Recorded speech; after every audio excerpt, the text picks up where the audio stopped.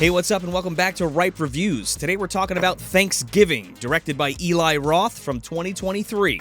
Was this flick worth the wait? We're gonna find out. I'm Joe Lascola. And I'm Sean O'Rourke.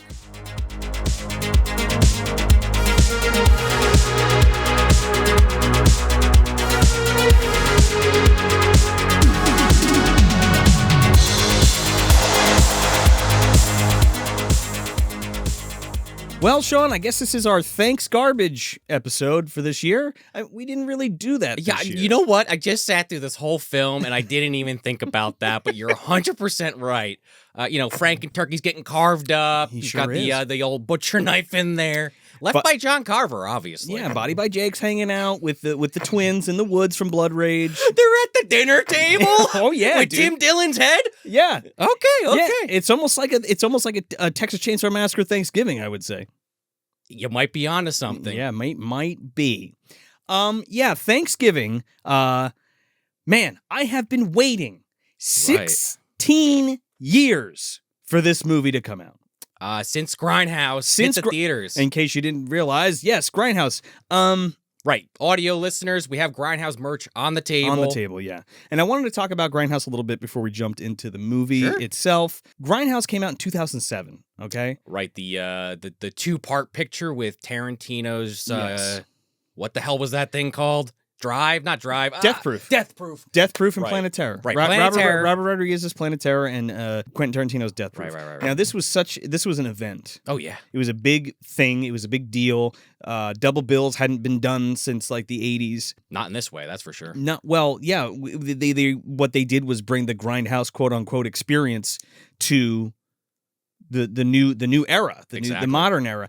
And it's called Grindhouse because that's what they used to call these movie theaters, because they would have so many movies, like low budget movies, just running through them all the time. Grinding through them, okay. 42nd Street forever, baby. This double bill in these films, and which also had fake trailers in the middle, was like a love letter to those films of yesteryear that we all love, like all the stuff on tape that we talk about, all these 80s horror movies and exploitation films and all that. This was like the love letter to that. That's how Robert Rodriguez and Quentin Tarantino grew up on those things as well, which is why I am big fans of their work. Yeah, same. Yeah.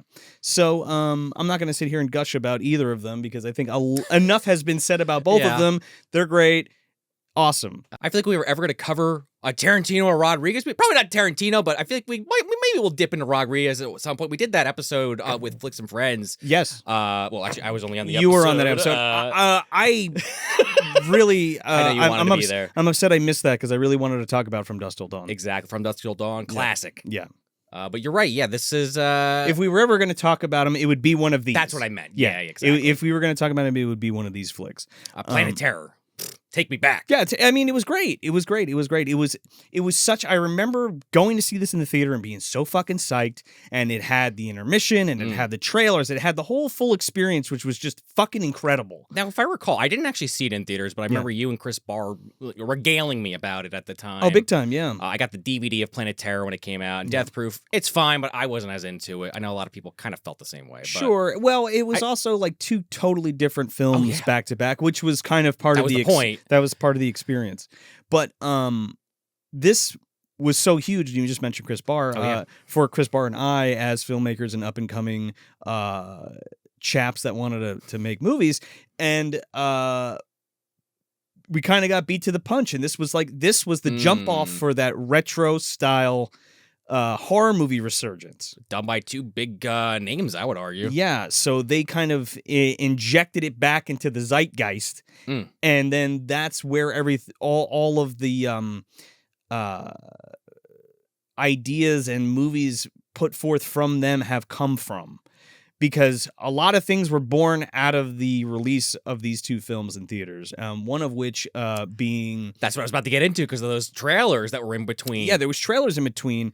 And it was so cool because like they were faux trailers at first. So what do we have? We had Machete. Machete, which I think now there's two of them. I think there's two of those movies. But God bless Danny Trejo. But those took a long time to come out as well. Yeah, that's true. Like not as long as Thanksgiving, but it took a long... 10 years, right? Yeah. You had Machete and you had Don't by Edgar Wright, which was a perfect 70s almost like Fulci-esque horror, Italian horror. It was fucking great the way that was done. He gets it, man. I could talk about Edgar Wright all day, but I don't want to go off on that. I know, but like I love that guy. Like if there was any other movie that I'd want to see from the Grindhouse universe, it would be Don't. Then of course we have Eli Roth's Thanksgiving, and then we had Rob Zombie's Werewolf Women of the SS. That was actually pretty cool. That was kind of neat. Yeah, but that was also I'm pretty sure that was like a movie. I know also something of the SS is a film. Like there's a whole Nazi exploitation genre with all that shit in it. For better or worse, but not werewolves, I don't think. Right. For better or worse, I've only kind of dipped my toe in the zombie universe between House of a Thousand Corpses and Devil's Rejects, and of course those 2 Halloween movies that we're not going to talk about. But yeah, no, they were fucking cool. It was like you said, it wasn't necessarily a novel idea. It was a novel, but it was a novel idea in the sense of how they executed on it. It was a big novelty, and the fact that the studio took a chance on this. Oh yeah. Even with the names attached was pretty insane. So it was a big fucking deal. And maybe not for everybody, but it was a big fucking deal to me and people who were into these types of movies. Rodriguez and Tarantino fans, I would hope, would have been into this at the time. Right, but it's a totally different flavors than what what you usually get from them. That's true. It's just full bore going in on the movies that they're inspired by. Sure. Right? Not that they don't do that now or that Quentin doesn't do that now, but this was kind of the first time that they got to do that with like no holds barred. Oh yeah, you know what I mean, without a doubt. So yeah, like I said, it inspired all of us young filmmakers, especially for those of us who wanted to make films that harken back to the 80s, and this was the jump off point for that. Even the late 70s to some extent. Well, yeah, 70s, 80s, and those types of films. Yeah, no. Because rolling right out of this, Jason Eisner, I think, did a contest for Grindhouse where it was like, oh, make a fake trailer, and he made Hobo with a Shotgun and ended up making it with Rutger Hauer, and that was kind of part of the Grindhouse universe. What else came out of that? Oh, and not really attached to it, but adjacent to it was Ty West's House of the Devil, which was... the 70s throwback, almost like, kind of, I don't want to say Suspiria, but that type, that 70s. Like that style of horror film? Yeah, that 70s kind of Italian horror film. I'll check that out. Tom Noonan, you never saw it? No, I never saw it. Tom Noonan's in it. It deals with witches and things and cults and stuff like that. So yeah, I guess so. Yeah. But that was one of the first ones to come out on VHS. That was like the beginning of the resurgence of that too. So that kind of kickstarted it, and that blew up the VHS culture from there. You know what I'm saying? Okay, I see what you're saying. Yeah. So like we're right in the pocket for all of that stuff making a resurgence. Right. Mid 2000s, I guess that was about late 2000s. 2007. Yeah. Okay. Between 2007 and 10, I would say.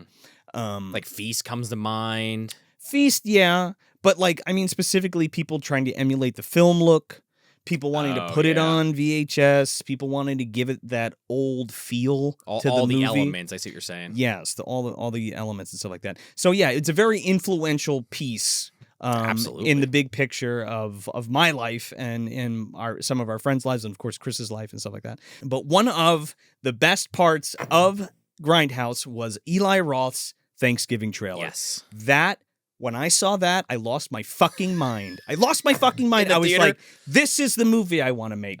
This is it. This is the slasher that I'm always talking about that can sit amongst the greats and be a part of that instead of just being something that's trying to emulate it, like something that actually feels like it came out in that era. That's a good point because we've talked about that. I don't know if on the show as often, but definitely like just between us about how that's just a thing you see in a lot. Maybe less so in the last few years, but I haven't been keeping my eye on it as much. But over the like last couple decades, we're like, yeah, I get they're trying to make this be like the 80s, but this ain't looking like the fucking 80s. And sometimes they are successful or 90s or whatever. But it's like, yeah, a lot of films were just trying to capture that, but like kind of missing the point, at least in our opinions over the years. Yes, and I agree with you. And I think in my opinion, most people miss the point. They miss the mark entirely because it's a memory of what they think the 80s or the 70s were. True. And not like what it actually was. Yeah, and I don't want to go off on too much of a side tangent because we're going to talk about this movie. No, sure. But two movies that do come to mind that fit that bill. Mm. You already mentioned the director's name, Edgar Wright's Last Night in Soho. Yes. It's kind of a time travel, kind of dreamy, kind of horror I haven't film. seen that yet. I still need to see it. But it has a lot of that 70s stuff because a lot of it takes place in the 70s or it might even be the 60s. I haven't watched it in a minute, but that's very well done. And another film that I feel like in recent memory, at least, it's like almost 10 years old at this point. They're actually making a sequel now. Is It Follows. Kind of had the right vibe that I feel like we were looking for. It Follows kind of has like an almost timeless vibe, but also feels like it's from then. It could be the 80s. It could be the 90s. It works, is my point. Yeah. And some people nail it and some people don't. Yeah. It's very, very easy to cross that line. It is. Into the not good territory, for lack of a better term. We've probably seen it on this show without calling anything out, but over the years, just watching movies. You can overdo it really easily, and it's not an easy thing to nail. No, it's not. There is finesse, and it's not just the look, it's the writing, it's the pacing, it's the dialogue, it's all of those things, and it's the way it's shot, the way it's lit, all of those things. So, well, to your point, like that trailer. I mean, there's a stack of those trailers. Machete's like kind of the standout for me, but this film, this film I put in air quotes, Thanksgiving. It's just all these classic horror shots in this film. The fucking knife into the turkey, man. The guy in the parade getting his head cut off in the turkey costume with a hatchet. But it feels like an exploitation film, like the way that it's shot and all of that. You got the creep show music. You got John Harrison's score running through the trailer itself. You got Michael Biehn as the sheriff, which was fun to see. And what really got me was the way that he didn't have a name at the time, but he was called the Pilgrim. But the way that he suits up was like, holy fuck, this is like Giallo level fucking just balls out, crazy zany holiday slasher. I'm fucking here for it. We also get to see Eli Roth get a blowjob and his head cut off. Head cut off, yeah. Kind of a great visual. Nice one. Lifted that from Neon Maniacs. I see you, Eli. He knew what he was doing. Oh, yeah. But yeah, anyway, I absolutely loved it, and right after Grindhouse came out, and they were talking about turning some of those trailers into movies. Thanksgiving was on the table, no pun intended, with the leftovers. Yeah, with the leftovers. Yeah, it was just so great, and everybody that enjoyed the film and saw Thanksgiving were like, "Holy shit, yes, please give us this fucking movie." And we never got it. Eli had other plans for 15 He had other plans. Years. He made stuff like Green Inferno, which I wasn't crazy about. Yeah. I mean, no it's thanks. Different. Now, I like Cabin Fever. Yeah, I liked the first two Hostel movies.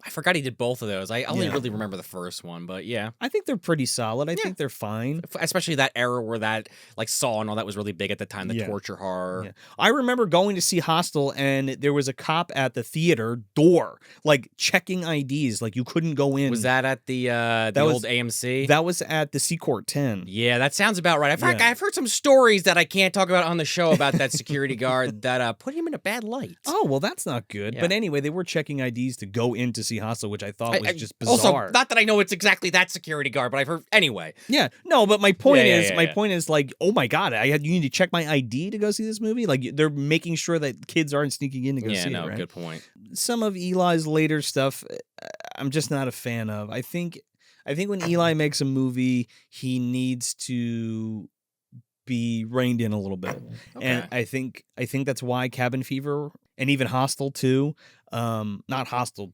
Not TWOTOO. You're right. Yeah, I'm glad that that's what happened with this movie. So 16 years later, here we are. Thanksgiving is in theaters right now. Right. As of this episode airing. As of this recording, we're recording it on the day it's released, November 16th. And we just got out of the theater. We just got into the dungeon, and now we're talking about it. I want to say one more thing before we jump into it. We were at Monster Mania in Oaks, PA, this past week, and there was dudes walking around with the John Carver getup on, giving out these cool fucking like headbands. Like, when's the last time you saw? I love gimmick shit. I love gimmick shit. You know me. I'm like sick with it. But like, This was like the coolest thing, man. You put this on and the fucking little corn cobs or corn cob things are in your ears, man. That are definitely in the movie. Yeah, that are definitely in the movie. And with the googly eyes attached. So I got one of those, and then I also got a poster, which we will be giving away on Instagram. So be there and be square. We're going to jump over to the Instagram, and you'll find out how to win there, but we're not going to do anything on this episode. Go over to Instagram and find out how to win. But it's a full 1-sheet poster of Thanksgiving, which is really fucking cool. Before I saw it, I was like, I don't know how this is going to be. Sure. 16 years. But here's the thing. So they dropped a poster for it online, and they dropped a trailer for it online. And when I saw it, I was like, fuck. This doesn't feel... I remember you saying that. This doesn't feel anything like I thought this was going to be. The picture they dropped, it felt very like 2000s horror, which we'll talk about in a second, but it just rubbed me the wrong way. Because I thought we were going to get an 80s throwback in the same style as Grindhouse, and kind of with that feel, right? Okay. So my expectations went through the floor, because I was like, fuck, they're going to fuck this up. I actually purposely avoided the trailer because before Joe suggested doing this for the episode, I was kind of like, well, Thanksgiving movie. I don't give a shit about that. And then it's like, all right, we want to cover this. So I started like checking out. I'm like, okay, maybe this will be interesting. But I went in mostly blind. Yeah. Saw like the first teaser with the parade and just rewatched that trailer. But I was like, all right, what's this about? I had no idea really, besides the Pilgrim Killer. Yeah. It's just your basic by the numbers slasher, but Thanksgiving themed. I think you're heavily underselling it, but you're also not wrong in the least. Well, no, I don't think I'm underselling it at all. Well, we'll get to it. Yeah, okay. But it didn't look like what I expected, and that kind of bummed me out. Fair enough. So then, here we are. I was like, fuck, here we go. I'm going to pull that trigger. I got these butterflies inside. I'm like, oh my God, I'm going to see fucking Thanksgiving. Like Eli Roth Thanksgiving's finally here, and we're going to go see it. But I'm also very cautious, and I'm not trying to, get too excited. Boy, was I fucking wrong. It blew me away. It was great. I had such a fun time with this fucking movie. It was great. He did it. He fucking did it. Yes, and we're actually not going to reveal at any point in this video who the killer is. No. Because it is a whodunit, and if you know, it kind of ruins it. We will have spoilers, but not that. Yes. Unless you had other things you wanted to mention, I kind of want to just get into spoilers, because I want to start talking about what this movie's all about. Well, like, give your Oh, I said it was fucking amazing. I think this is a lot. People are going to crucify me for saying this, but I honestly, I'm going to watch it again, and my opinion might change slightly. It's your opinion, so you're allowed. This is literally one of the best slasher movies ever fucking made. I might have to agree with you. And especially, it's one of the best, if not the best, modern slasher, at least in the last 10 years. How about I feel more comfortable saying that. I feel more comfortable saying this is one of the best fucking slashers in the past decade. I would even say go further than that, but then you start to get into some of the Scream movies, and that's a little up for debate. I don't give a fuck about Scream. No, I know. I don't give a fuck about Scream. I said this earlier, but John Carver is giving Ghostface a fucking run for his money, because I was, you said you were kind of surprised after you were kind of going in thinking, oh man, what the hell is this even going to be? Yeah. I like I said, I didn't watch the trailers. I just kind of saw, well, I think I said I watched the teaser, and that was it. I didn't know what I was getting into, and I was like, every 10 minutes, something fucking either scary or hilarious happened. This movie is really funny also. It's tack sharp, dude. I'll give it that for sure. I guess I'll add that caveat. If you don't like comedy in your horror or in your slasher movies, you're probably not going to like this one. It's not egregious, in my opinion. I think it works. I was expecting... Way sillier? I was expecting way sillier. Okay, I was expecting like Eli to go fucking nuts. Like, because I don't think it's silly per se. I mean, there's a couple things in the beginning to set up the story that are a little silly and a little contrived, but then like the rest of the movie makes that work, and I'm like, okay, I'm cool with that. No, sure, but I mean specifically the comedy bits that you're talking about. Yeah, I think it's great. Like the actual things that are supposed to be funny are actually funny and not too much. The Thanksgiving jokes that are very visual, and just like the one-liners coming out of all these characters' mouths are just hilarious, and they don't feel forced. It all kind of works. There's very few of these one-liners or silly scenarios that they present that I'm like rolling my eyes at. There's like maybe one or two in the film, but like it services a kill or it services the plot, and I'm like, okay, that's fine. It's nothing that's corny, No. and like again, with the comedy, you could have went over the line, and I fully expected that to happen. Like, Eli has a history of doing that, and that I don't like. It never gets to the point where I was like rolling my fucking eyes, or like there's not as many fucks as I thought there was going to be in it, because like that's a sin that he always does. Well, you know, I was thinking about that. There is a lot, but it takes place in fucking Massachusetts, and they're kind of leaning into that hardcore. Are you a fucking knock? Well, they are, though. Oh, yeah, dude. It makes sense, actually. It doesn't feel excessive. The Boston accents are fucking hilarious, too. And there's a lot of funny situations with that. But yeah, I had a really fucking good time. It is definitely up there for me as... I'll be watching this every year for Thanksgiving. I think I might, too. It's going right up there with Blood Rage, and it's going right up there with Home Sweet Home and The Mutilator. It's just a fucking good time. And if you get a chance, please go see this in the theater. Support the independent horror. I mean, I guess it's kind of... I mean, it's by Sony, but like they took a fucking chance on this movie. Big time. They waited 16 years. 16 fucking years later. Like, I don't know. There was nobody in the theater that, you know, I went with my wife, and there was like 2 other people in the theater. We had a few more in ours, but it wasn't a packed house. Yeah, it was odd. But yeah, go fucking see it, because it's awesome. You will not regret it. It's a fucking Thanksgiving themed slasher movie, and it fucking rules. Why it took this long to make one, I don't know. That's a head scratcher, man. I don't know. I'm kind of glad we waited this long, though, because of what we got. Like Eli Roth was in talks to like direct the Meg, and I'm like, you were about to direct the Meg, but you couldn't make fucking Thanksgiving anyway. Do you have anything else you want to say about this before we get into spoilers?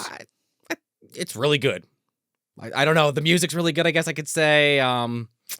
Trying to think of other things to point out. Camera work is amazing in this film. It's very good. There's just like pretty much everything from a production standpoint. The gore, the blood, the jump scare. Like I forget the term for that. The rising tension, if you will. The stingers are great. Stock scenes, and then the jump scares. Yeah. Just overall, it's just a complete fucking package. But yeah, I just kind of want to talk about a few things. Let's talk about a few things. All right, man. Let's carve this fucking turkey. We're getting into spoilers. So if you haven't seen it yet, tune out, go check it out, come back, we'll be right here, and if you don't give a shit, here we go. Spoilers, baby.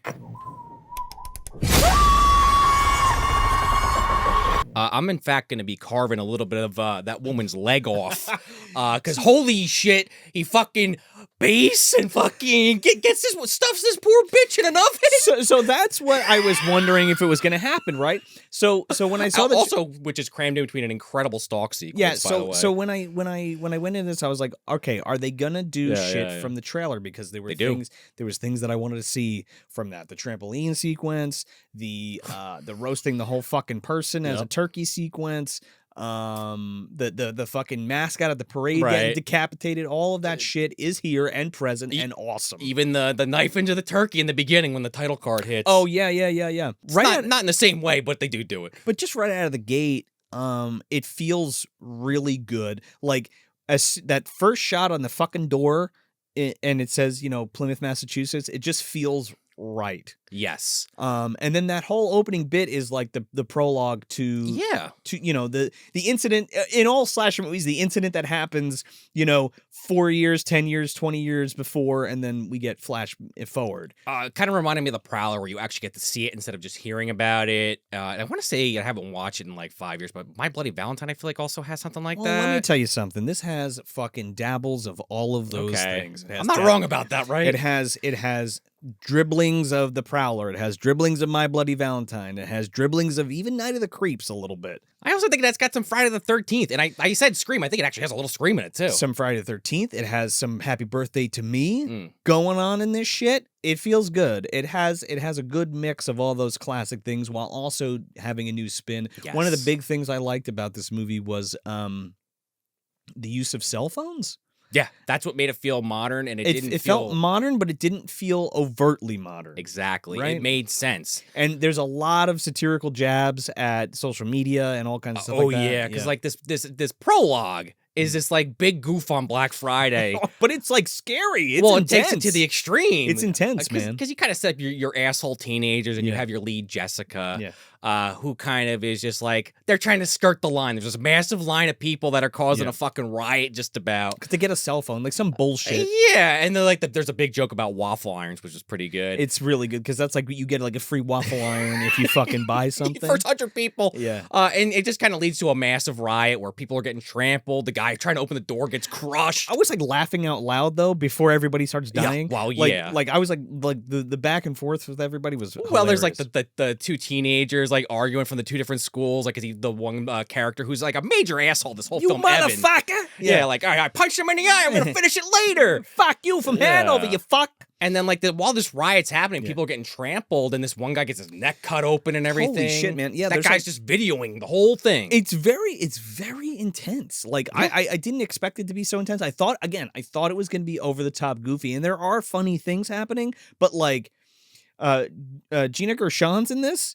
And like she gets knocked to the ground and fucking her head gets cracked with a shopping cart and like breaks her neck and then like pulls a piece of fucking hair off and her skull. Skull's like exploded, her brain's coming out. It's intense, man. That is probably the most over the top part of the whole film, even though we already talked about the woman in the oven, and that's pretty over the top, but it made sense. Yeah. This part is just like chaos. Yeah, but I guess when I like it though, I like it a lot. Just to put a point on that is just like it's not goofy. It's dead serious. It's dead serious, even though there's goofy things happening. And that's what makes it so great. Exactly. And there's a lot of tension here, and the music cues and scores is really good too. Yeah, another key thing here, because this is a movie, like we said, it's a whodunit, so they set up a lot of red herrings in this scene. Really well, man. Because you have a couple characters that right off the bat, you're thinking might be the killer. You start to eliminate people as you're watching the movie, as you do in any of these films, but it's like the guy whose wife died. Yeah. You know, it could be the up and coming baseball player who had his arm broken. It could be the guy who likes the main character. It could just be anybody. But those are kind of your 3 or 4, they throw at you. Because it's a giant store of people. And that's what's so great about it. And it's getting captured on security cameras and shit. So there's a lot of people that it could be. But then everything kind of comes to a head with those murders or accidental deaths as they roll them in, and we get a 1 year later title card. And then we kind of see what happened to everybody. And, a lot of people are in a bad way, especially like Jessica. Her father owns this fucking Right Smart or whatever it is that this accident happened.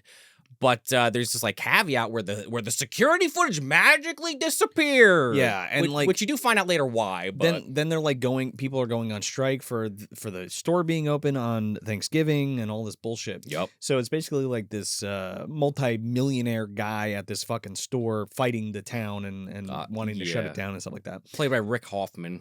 Who's amazing in this movie, and he was in Hostel. I'm trying to remember. Yeah, and he's like, I never actually watched it, but the show Suits. I think he was one of the main characters on that for years. Yeah, but not to get too deep into, this is just a ripe. True, yeah. Just want to set it up. Yeah. But there's some fucking great kills, dude. There's this one lady who's in the trailer, and she gets her head dunked. This is like My Bloody Valentine, kind of. Yeah. But like a twist on it, because they like dunk her fucking head in water and then stick her fucking face to a freezer. It's great. That was intense. Dude, I thought she was going to get axed or like that was it. She ends up dying.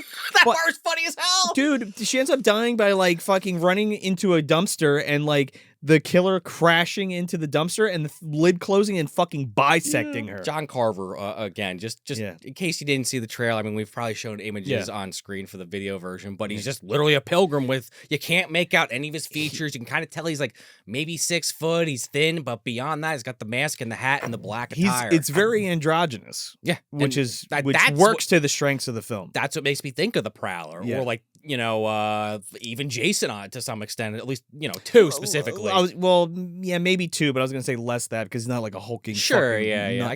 My Bloody Valentine's actually a better example. My Bloody Valentine, yeah, sure. Just you can't make out who they are. The stature of the killer is neutral. Right, I guess that's what I'm trying to say. It could be a dude, it could be a chick. You don't know. It could be any of the characters that are in the film. But they set it up well. Yeah, and he's just got a jumpsuit on with like a hood and the mask of John Carver and a pilgrim hat, and this fucking bitchin' asks that he takes. Which from John Carver's house. Yeah. And they actually do have that scene almost ripped right from that original trailer where he is suiting up, putting the gloves on, putting the fucking axe on the grinder. I appreciated that. Oh, Pieces is another one that I feel like it's like a lot too. And like he's got his newspaper clippings and all the bullshit, which I really like, and like the tools and all that stuff, and like crossing people off and checking them off and stuff like that. It's fucking great. Like Calendar Man. It just feels good.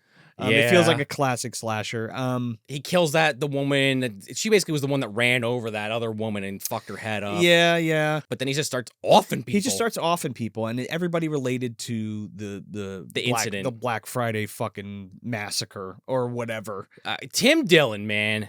If you're not familiar with Tim Dillon, he's like a comedian. He has a podcast, I believe it's called Come Town. I've never actually listened to it myself, but his stand-up's pretty funny. He's like the fat security guard who runs. Oh, that's who that is? Yeah, and this scene's fucking hilarious. This is what I'm talking about with the comedy. Because he knows he's next. He's like, I'm going to fucking Cancun. I'm getting out of here. With the cat, right? Yeah, the cat. Oh, my God. It was great. He's got this cat he's talking to while this guy's stalking him in his apartment, and he gets him with the fucking electric knife, the electric cutter, and then he cuts his head off, and there's like a funny gag where as the killer's about to leave, the cat meows, and he pours the kibble in the bowl. Yeah, he I was feeds dying. the cat. Oh, dude, it was great. He like pets it on the head and leaves. I was like, oh, that's my cat. Verbatim. I'd be on the floor dead. They want their fucking kibble. But that was a great kill, and he takes the head, like I kind of joked about in the beginning of this, and slabs it on a plate because he has this whole, like, just like Thanksgiving, he's got a table to set. Yeah, he's got guests coming. Again, it's very like a happy birthday to me kind of thing. They lean into all the Thanksgiving shit perfectly. Yeah, it's really good. Because they make fun of Black Friday. Yeah. They make fun of the fact that, people are getting killed, but this store's still going to stay open. This parade's still going to happen. They even have, like, this scene a little later when they're at school, like, doing their book reports, and when Chad is reading his book. Yeah, well, Chad is this random character who's like crying about something about Thanksgiving, and then like lifts his shirt up and has massive abs, and these two hot chicks are like touching it. But the bully character who kind of like is the one who recorded everything, and he's like he set up to be an asshole from the minute one. Yeah, because he recorded just so people know, he recorded everything, and like this video went viral of like all the shit happening in the store. Well, because he posted on his YouTube channel, and they even make the joke right after everyone's like murdered. Like and subscribe, R.I.P. But he's like bullying this kid to pay, I'm going to pay you to do my paper, but doesn't pay him. Yeah. So he's like, he reads his report, and he's like, he's like, this is anti-Native American, and that's why I won't celebrate it anymore. And then the teacher's like, that was great. It was so great when I wrote it on my blog this morning. And he's like, oh! Fucking kid looks at him and goes, that was a good way to insert that kind of one. social commentary, I thought. And then, like that little guy, I'm calling a little kid, he's a fucking teenager, but that little dweeby guy with the glasses, he's another red herring because they say, why are you wearing sunglasses inside? Oh, it was out late. Yeah. But he ends up being buddies with this, like, kind of like town fuck up. Who is just selling what's his name? Wine and what the beer? Fuck's his name? Like Marshall or some shit?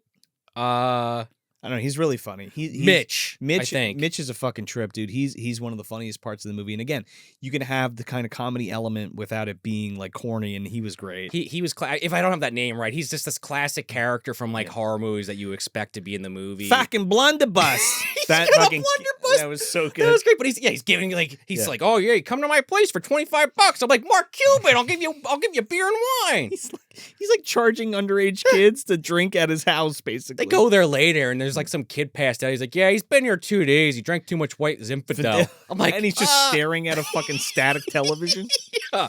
But yeah, there's the fucking so many good characters. The kills in this are great. That fucking dude in the apartment who gets the fucking, you missed the best part when he gets the electric knife in his stomach. He gets like a garrote around his neck, and fucking his head gets split off and it falls off. That's how he gets the head. You're right. Yeah. We also, who's the next victim? Is it well, we don't see them, but the teenagers at the school, is that the next one?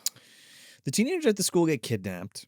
One of the friends gets the fucking corn cobs in the ears. Oh god. And then like dropped on a fucking power saw. Oh, that was brutal. It was really good. We do get the two, the Hanover cheerleader and we jock guy. We get the trampoline scene. Yes. It's not as like egregious as her like spreading her legs and getting it up the old fucking chotch. I was waiting for it. They definitely get a little ass shot. I was wondering if it went up the old hole, but no. No, it doesn't. And I thought it was done tastefully, but you also still get to see her ass.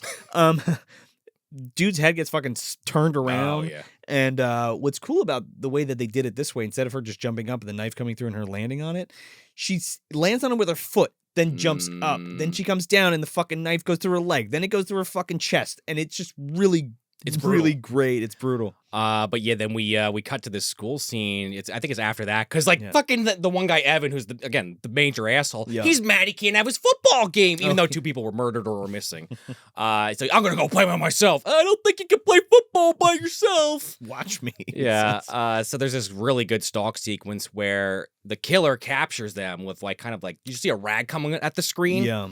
But Jessica's waiting for him, and she gets a text from her friend Gabby, who's played by Addison Rae, who is a really popular person on TikTok. And I don't know who the fuck showing that is. My fucking age right now, but she's got millions of followers. Yeah, but she's fine. She's fine in this, Yeah. but I didn't know who she was. I thought these were a bunch of no names. The credits told me, and I was like, oh, that's who that is. Gotcha. But she is texting her, and so she goes to find her in this really creepy hallway, and it's just there's no music. You just hear the echo on the walls. It's the school hallways. Yeah. And it's great. And then the John Carver comes out with the fucking axe and goes after Jess. Yeah, and there's this great scene when he's chasing her where there's this fashion room where they have all the heads so you can do the hair. Yeah, it's a good learn one. how to do the hair. mannequin head. Yeah, for the cosmetology room. And she's got her head next to the mannequins to hide. It's a great scene. It was really good. But we kind of get to this point where there's a lot of other stuff we're just skipping because that's not the point of this review. Yeah. But the whole fucking scene in the house where he puts the one woman in the fucking Right. oven. Yeah. That's a great stock sequence, and it really she gets away when he walks out of the room, and she's sneaking through floorboards and shit. It's really tense, and I loved how it feels very Prowler. He even picks up a pitchfork. It's like when Prowler's up in the room stabbing all the fucking furniture with the cloth over He's doing that too. It's very similar, but it feels good. I love how she finds someone in the fridge and just be quiet, be quiet. Oh, dude, I think that's the fucking cheerleader. And later he puts a fucking cork in her neck and pours a whole glass of wine from it. Well, then Kathleen should have saved her ass, but oh well, I suppose. That was great, by the way. It was fucking great. She gets cooked, turned into a fucking turkey. He cooks her. He opens up the oven, sticks the fucking thermometer in, and then when she dies, the fucking thing pops. I'm like, oh my God, I was dying. But yeah, he captures everybody. There's another scene where they buy guns from that guy selling alcohol, which is pretty funny. But they're all captured now during the parade. Yeah. Because they have this amazing parade sequence. And again, you still don't know who the killer is. No. You're guessing. No, yeah. But they're looking for the pilgrim costume. They don't see it anywhere. This was done really well. Because you think it's just going to be like a Joker thing. Right. Right? It's funny you said that. Yeah, so I think maybe that was the gag. Yeah. But everybody's wearing the mask and they're all looking for him, and the one thing that they're not looking for is a fucking clown. Literally. And this guy's dressed like a clown and fucking takes the head off the mascot, and he's throwing tear gas all over the place. I thought that was kind of cool. Which I was really glad that they took that from the original trailer and found a way to make it actually work, because I was like, how is that going to make sense in this instead of just a random kill? It was okay. How's he going to get away? Yeah. In the clown outfit, he throws a fucking flashbang in the car where all the family is piled in the sheriff's mobile, and they can't get out, so everybody's already in the car, and he's got a fucking trank gun that he's shooting them all with. Yeah. Jack Bauer's them. It was great. And then he takes them to their literal dinner table. I love this because he's torturing them, but asking them what they're thankful for. And he goes and talks to the one kid first, the kid who made the video viral. And he's live streaming this, by the way. And he's live streaming that. The way that they tied that in was so fucking brilliant. He fucking puts this kid's head down on the table and takes a fucking meat tenderizer and literally caves his fucking skull in, and you see it all. Yeah, they don't cut away at all. Awesome. It's awesome. And he's like, now you're fucking famous. You did it. You broke the internet.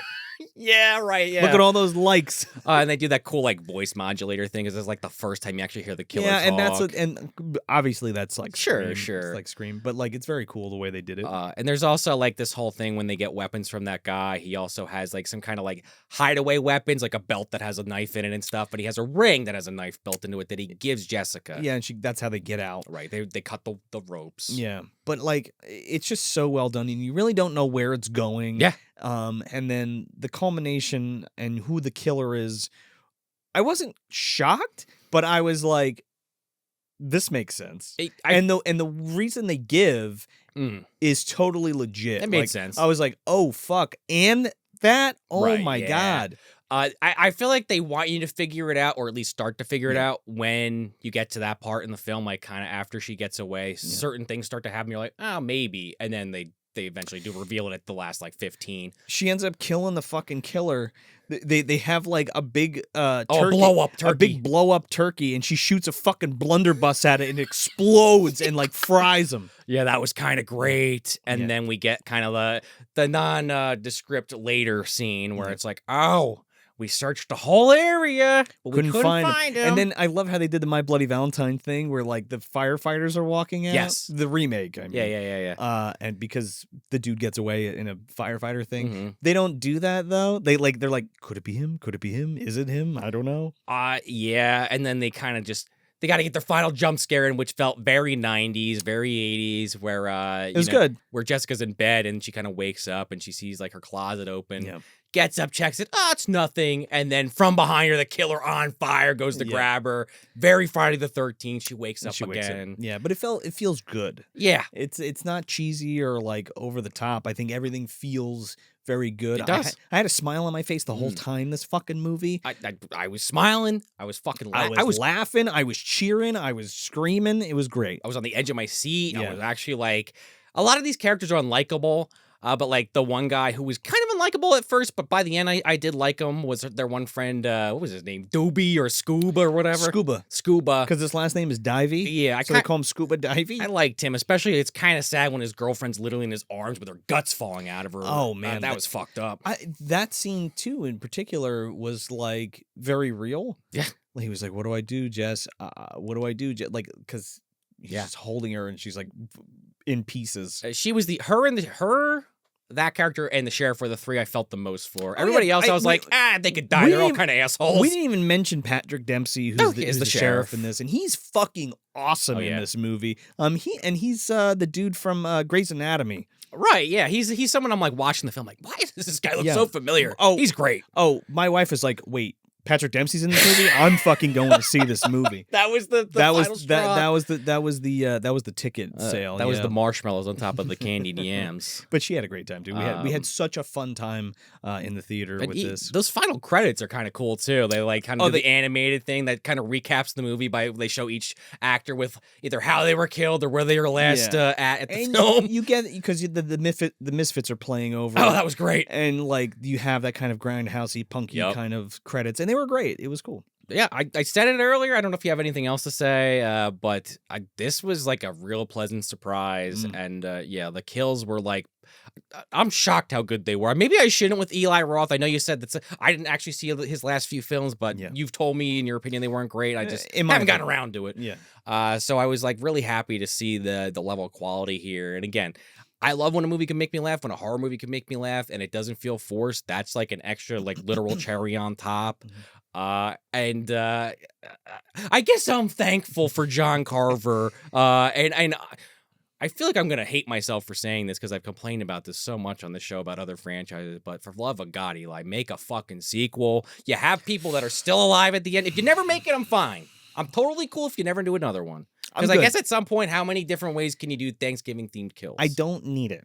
You did it, and it's great. Just leave it alone. You pulled it off, you know? I guess I don't need it, but I think it could be done. Because I think there's enough... it could be done. Yeah, there's enough characters left that I would be like, I kind of want to see that guy die.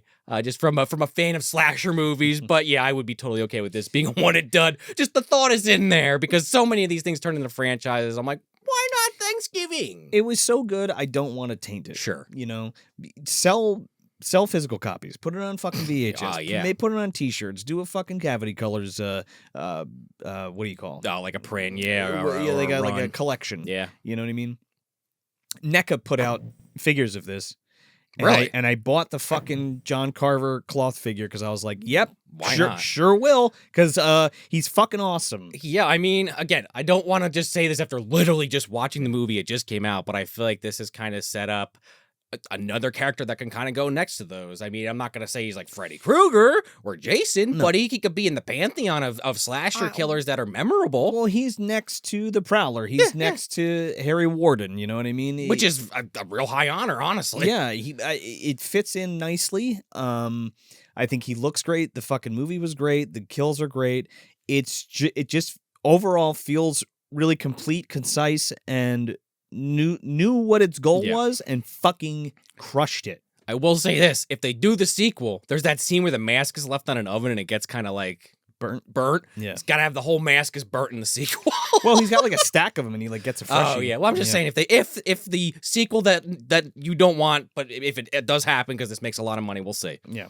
Have the burn mask on. Please don't, Eli Roth. I love you. Please don't fucking make a sequel to Thanksgiving. You did it, one and done. Make something else. Yeah. Well, I'll take that too. Sure. Yeah. So yeah, Thanksgiving's this week. Make sure you go out, go see Thanksgiving in theaters. It's a fucking great time. You're gonna have a ton of fun. That's the key word here, fun. F-U-N. It's just a blast. It's so good to have such a good slasher, not only coming out now, but actually in the theaters, honest to goodness theaters that you can go see it in. So go check it out if you can. You don't want to miss it. I'm telling you, it's a blast. I just never thought in 2023 I would say that a Thanksgiving themed slasher movie is this good, and I'm happy to have said it. Now I gotta top this shit. You know that, right? Field of Screams has to be better than this movie. Not a bad goal to have. We shall see. But yeah, so that's it for this Ripe Review, and we'll catch you on the next one.